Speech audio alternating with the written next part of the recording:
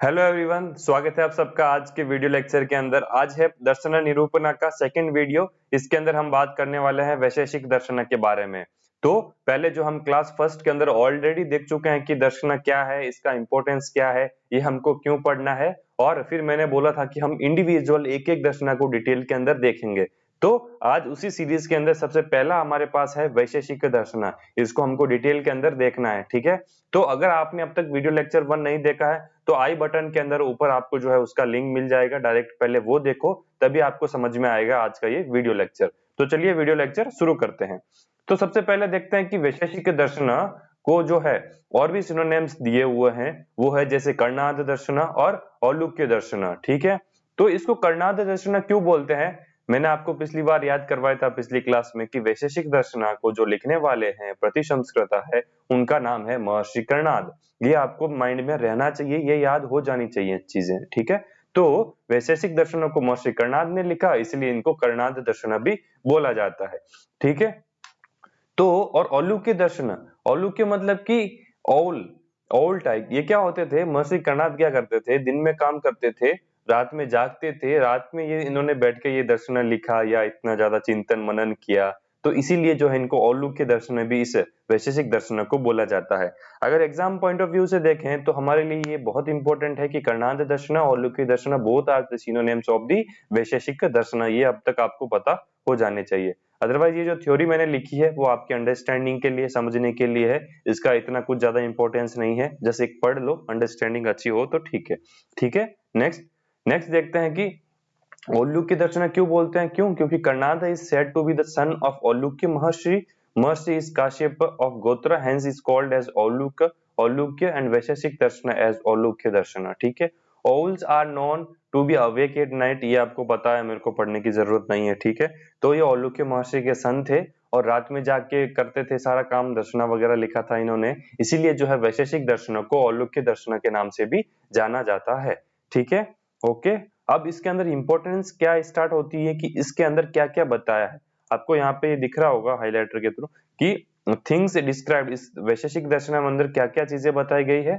370 सूत्रास बताए हैं और 10 चैप्टर्स एक्सप्लेन किए हैं इस पूरे वैशेषिक दर्शन के अंदर। 370 सूत्रास, 10 चैप्टर, ठीक है।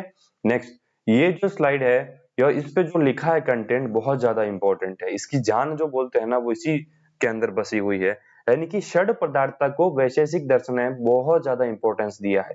पर देखो किताब सब कुछ होते हैं, दर्शना सबने लिखा, पर हर एक दर्शना लिखने वाले बंदे ने अपने एक किसी पॉइंट के ऊपर ज्यादा फोकस किया या वो उसकी स्ट्रांग होती है।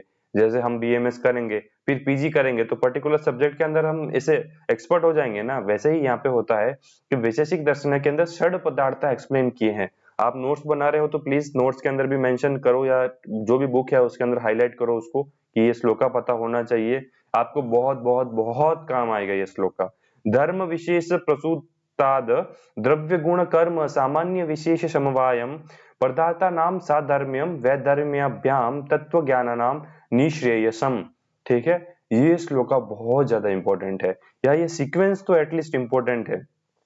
This philosophy attempts to understand the universe at it is seen, ठीक है। Therefore, he has said the षड भाव पदार्थास और sixth congeable things और categorize in the universe। इन्होंने इस यूनिवर्स को 6 चीज के अंदर या 6 कैटेगरीज के थ्रू अंडरस्टैंड किया है, और वो कौन कौन सी है जरा देखिए। द्रव्य, गुण, कर्म, सामान्य, विशेष, समवाय। द्रव्य मतलब कि सब्सटेंस, गुना मतलब की प्रॉपर्टीज या क्वालिटीज, कर्म मतलब की एक्शन, सामान्य मतलब की जनरलिटी और कॉमननेस, और विशेष मतलब की स्पेशलिटी, समवाय मतलब की inherence. The later commentator add अभाव, absence और non existence as the seventh पदार्थास, ठीक है। According to वैशेषिक दर्शन, दुख और pain can be removed by the correct knowledge of these 6 padarthas, which this real knowledge of the person would be more about the God and it's capable to attain the moksha. In this darshana, importance has been given to Vishesha Padartha specifically, therefore it is said as वैशेषिक दर्शन। तो इस दर्शना के अंदर षड पदार्थ को बहुत ज्यादा importance दी है, और मैंने आपको पहले ही बताया है कि सारे दर्शना वाले चाहते क्या थे कि एक आदमी जो है सुखी जीवन जिए, पीसफुल और हैप्पी लाइफ जिए। तो उसके लिए जो क्या होता है ये बोलते हैं कि जिन भी बंदे को या जिस भी पर्सन को इन सड़ पदार्थ का अच्छे से नॉलेज है या अच्छे से वो इन चीजों को समझता है, तो वो जो है पीसफुल लाइफ और हैप्पी लाइफ, सक्सेसफुल लाइफ जो है बिताएगा और अपने मोक्ष को जो है वो प्राप्त करेगा। ठीक है, तो ये सिक्स पदार्थ के बेस के ऊपर है, ये आपको याद होना चाहिए। नेक्स्ट देखते हैं, इसी वैशेषिक दर्शन के अंदर पंच महाभूत करके भी एक्सप्लेन किया है। Vaisheshika philosophy is the first philosophy to say that the universe is made up of very minute ultimate particles.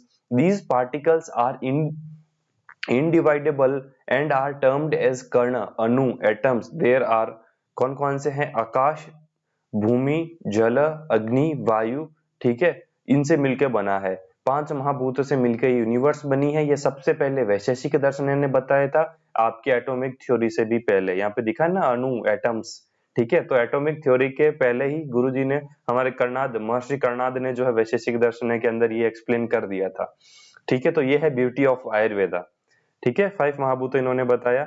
Next देखते हैं सृष्टि, उत्पत्ति, कर्म, ये इवोल्यूशन आपकी लैंग्वेज के अंदर या ट्रांसलेटेड वर्ड्स के अंदर। According to them the entire universe was created with the atoms और परमाणु।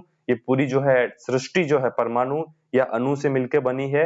व्हेन द परमाता intend to create universe, 2 atoms combine to form द्वय अणुक।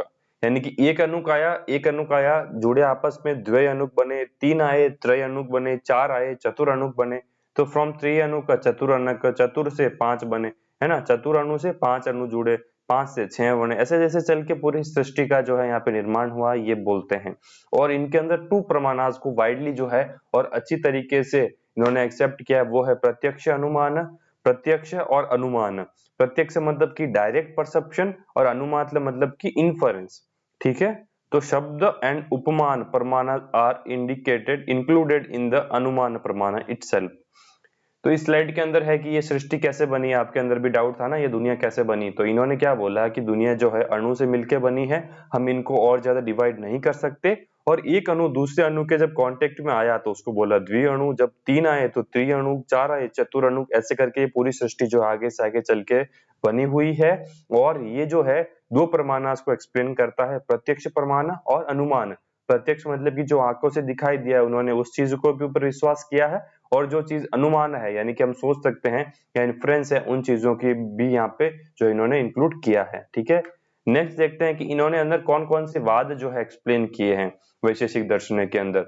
तो सबसे पहला आता है पीलुपाकवाद या परमाणुवाद। पीलू मतलब कि एटम और परमाणु, और पाक मतलब कि transformation.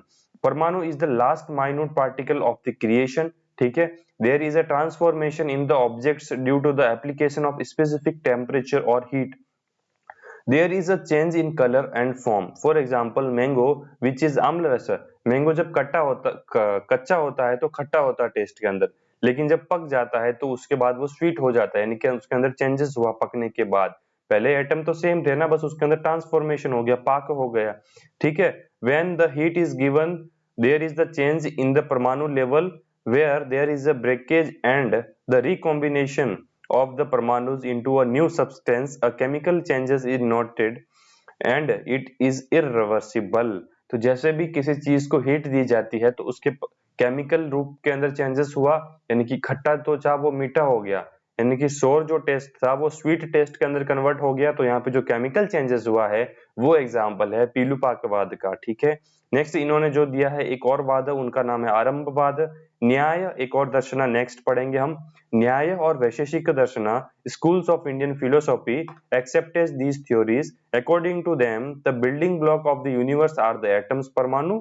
These are the eternal and the impressible of the naked eyes. आंखों से देख नहीं सकते, और जो मतलब बेसिक फंडामेंटल नींव जो है इस दुनिया की, इस यूनिवर्स की, इस क्रिएशन की, वो है क्या? परमाणु। और इसी को बोलते हैं आरंभवाद। कौन कौन से वाद देखे हमने? पीलुपाकवाद और आरंभवाद। नेक्स्ट इसी के अंदर जो है इन्होंने नवद्रव्यास को भी एक्सप्लेन किया है। There are 9 basic elements responsible for the creation. They are भूमि, जल, अग्नि, वायु, आकाश। यानी कि यहाँ तक तो ये सारे क्या हो गए?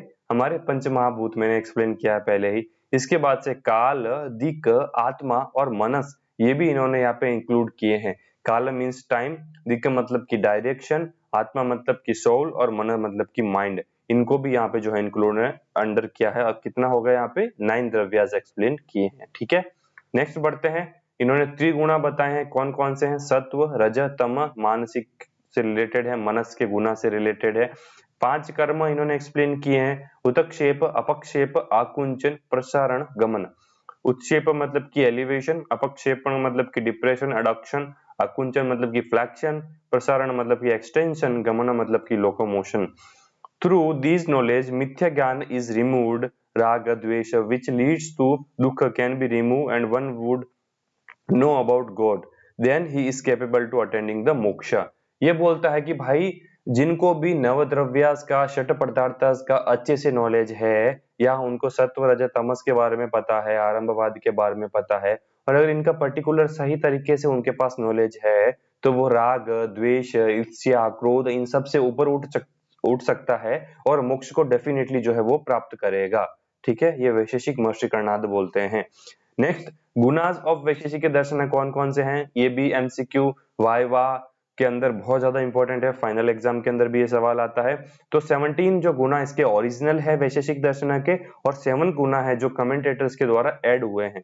तो 17 कौन कौन से हैं? रूप, रस, गंध, स्पर्श, शब्द, संख्या, परिमाण, पृथकत्व, संयोग, विभाग, परत्व, अपरत्व, गुरु, द्रव्य, स्नेह, बुद्धि, सुख, दुख, इच्छा, द्वेष, प्रयत्न, धर्म, अधर्म, संस्कार। तो ये टोटल 24 है यहाँ पे। 17 इसमें से ओरिजिनल है, फर्स्ट 17 ओरिजिनल है, और जो 7 है वो कमेंटेटर के द्वारा इसके अंदर ऐड किए हुए हैं। आपको ये भी पता होना चाहिए, मेरे हिसाब से आपको नंबर पता होगा तो एक लेवल तक ठीक है, बट अगर आपको पूरा डेप्थ में चाहिए तो आपको 17 या 24 के नाम तक याद होने चाहिए। ठीक है, आगे बढ़े। नेक्स्ट है आयुर्वेद के से क्या लेना देना है वैशेषिक दर्शन का? यही तो है हमारा अल्टीमेट एम, हम तो आयुर्वेद ही पढ़ने आए हैं, तो दर्शन क्यों? तो देखते हैं। पदार्थास शेड इन द वैशेषिक दर्शनास are shared in Ayurveda too. षड पदार्थास इंपोर्टेंट दिया, वो दर्शना अलग है, वो आयुर्वेद वाले भी मानते हैं षड पदार्थास को। ठीक है, इन द ऑर्डर बीइंग सामान्य, विशेष, गुण, द्रव्य, कर्म, समवाय। माय डियर फ्रेंड्स, यहाँ पे इंपॉर्टेंट ये है कि जो इनका सीक्वेंस है वो वैशेषिक के अंदर डिफरेंट है और आयुर्वेद के अंदर डिफरेंट है, बट एक्सेप्ट बोथ दोनों ने किया है। ठीक है, इसलिए इंपॉर्टेंट है पढ़ना हमारे लिए। गुना as per Ayurveda are 41, among them 22 गुनास एज पर वैशेषिक। आयुर्वेद 41 गुनास को मानता है, और उसमें से भी जो 22 गुनास है वो वैशेषिक दर्शन से लिए गए हैं या उनके सिमिलर मैच होते हैं।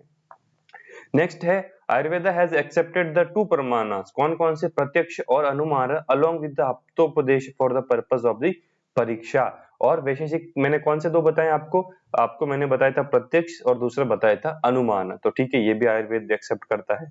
नव कारण द्रव्यास, याद करो 5 महाभूता प्लस दिक, आत्मा, मन, काल। नव कारण द्रव्यास has been accepted, and so is the नियत्व एंड आत्मा एंड अनुत्व ऑफ द मनस। ठीक है, नित्यत्व ऑफ आत्मा एंड अनुत्व ऑफ द मनस आर एक्सेप्टेड बाय बोथ। पुनर्जन्म, कर्म फल, तत्व ज्ञान, मोक्ष concept has been accepted by the both. पुनर्जन्म का कंसेप्ट माना, कर्म फल को माना, तत्व का ज्ञान को माना। ठीक है, ये दोनों ने माना है, मोक्ष को भी दोनों बात करते हैं, ये भी सिमिलरिटी है इनके बीच में। थ्योरी ऑफ पिलुपाक, वेयर देयर इज अ परिणत conversion and degeneration and upgradation is accepted. ये बहुत आयुर्वेद में भी है, उधर भी मैंने बोला था आम कच्चा था, खट्टा था, पक गया, मीठा हो गया, केमिकल चेंजेस हुआ, बहुत accepted in Ayurveda and all. आरंभवाद has been said in the context of पुरुष आयु। आयुर्वेद में भी आरंभवाद को मानते हैं। कॉम्बिनेशन ऑफ पंच महाभूत एंड आत्मा इज पुरुष और रेस्पॉन्सिबल फॉर द गर्भ, so hence there is a commencement. So ये जो पंचमहाभूत जब आत्मा से मिलती है तभी जो है क्या बनता है? पुरुष बनता है। ये आयुर्वेद भी एक्सेप्ट करता है, वो भी बोलता है। द कंसेप्ट ऑफ परमाणु इज कारण टू इज सेड। ठीक है, तो इस दुनिया के बनने के लिए जो कारण है वो क्या है? परमाणु या अणु है। तो ये भी आयुर्वेद और वैशेषिक दर्शन के अंदर सिमिलर है। तो माय डियर फ्रेंड्स, ये जो थोड़ा सा वीडियो लेक्चर लंबा हो सकता है या आपको समझने में थोड़ा सा डिफिकल्टी हो सकता है, बट इसको हम ऐसे ही पढ़ सकते हैं, या इसके अंदर जो भी चीजें हैं वो हमको याद या ध्यान होनी चाहिए ना। हम उसको नया कुछ कंसेप्ट तो है नहीं, बट उन्होंने जो बोला है मैं आपको एज इट इज समझाने की कोशिश कर रहा हूँ। ठीक है, अगर आपको ये आज का वीडियो लेक्चर के अंदर कुछ समझ में आया, अगर आपको हेल्पफुल लगा, तो प्लीज इस वीडियो लेक्चर को लाइक करो, अपने फ्रेंड्स के साथ शेयर करो, और अगर आप चैनल पर नए हैं तो प्लीज चैनल को सब्सक्राइब करो। मैं मिलता हूँ नेक्स्ट वीडियो लेक्चर के अंदर, तब तक के लिए कीप स्माइलिंग, कीप स्टडिंग, जय हिंद, जय भारत।